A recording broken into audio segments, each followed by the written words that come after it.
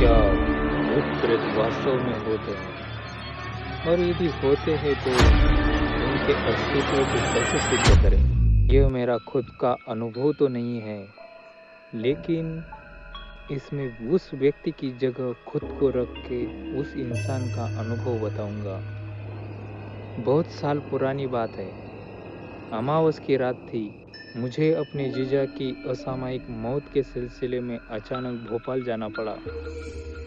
मैंने मेरे नज़दीकी बस स्टैंड घाटकोपर से एक प्राइवेट बस पकड़ी और निकल पड़ा।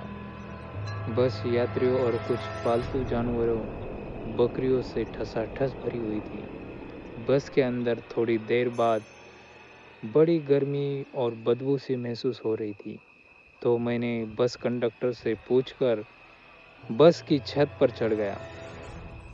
उन दिनों बस की छत पर चढ़ जाना, बैठकर यात्रा कर लेना एक मामूली बात थी। मेरे साथ ही एक सज्जन बस की छत पर आ गए।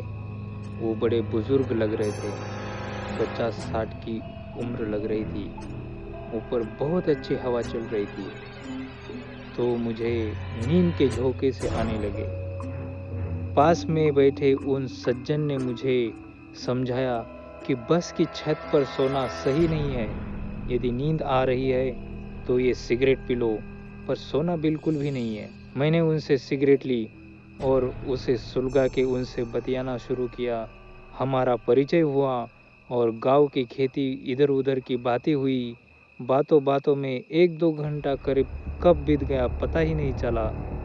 इस दौरान अब तक उनकी कोई भी चीज़ असामान्य सी नहीं लगी। तभी अचानक से उनके शरीर में अजीब सी हरकत होने लगी।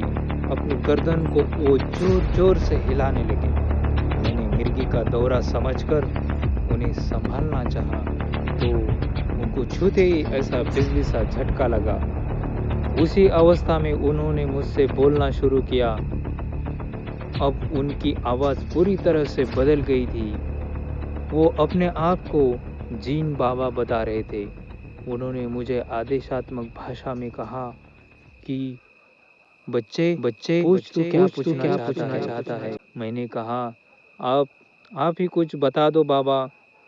तो बाबा बोले, रेवतीलाल को जानता है? मैंने कहा, वो मेरे जीजा थे बाबा, अभी आज ही गुजर गए हैं। उनके अंत यात्रा में ही मैं जा रहा हूँ बाबा। बाबा ने कहना जारी रखा कि मैं उन्हें अभी यह बुलाकर तेरी बात करवा देता हूँ। कुछ देर बाद ही वो उनके शरीर में थे। जीजा बहुत रोए, बहुत घर परिवार की बातें की। आवाज़ बिल्कुल उनकी, बोलने का अंदाज बिल्कुल उनका।